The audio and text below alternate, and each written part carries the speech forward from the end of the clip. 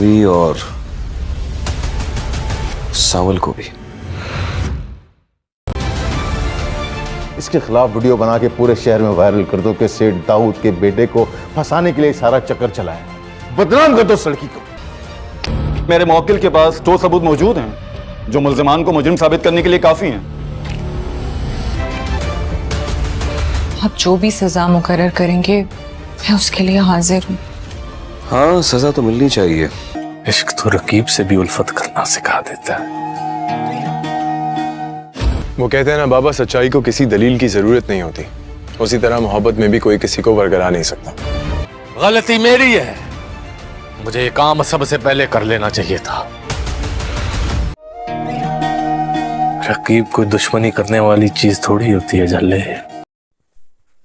सावल पिया और उसके बाप को लेकर अदालत में जाता है और वहाँ पर सेठ मूसा को हार का सामना करना पड़ता है, लेकिन वो अपनी इस बात का बदला ज़रूर लेना चाहता है। असलम साहब अपनी बीवी से कहते हैं कि सेठ मूसा आराम से नहीं बैठेगा, वो किसी न किसी सूरत में हमसे बदला ज़रूर लेगा।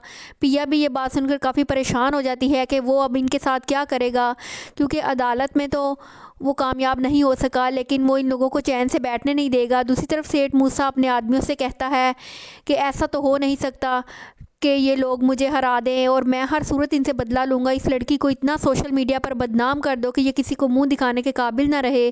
दूसरी तरफ आलियार अपने दोस्त से कहता है कि हमारे जहनों में अपने वालिदैन एक आइडल की तरह होते हैं, लेकिन जब ये आइडल ख़त्म होता है तो बहुत ज़्यादा तकलीफ़ होती है और हम सोच नहीं सकते कि इनकी असल हकीकत पीछे क्या है।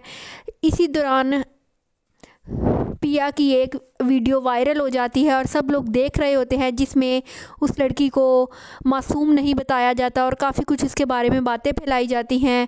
सावल जब वो वीडियो देखता है तो बहुत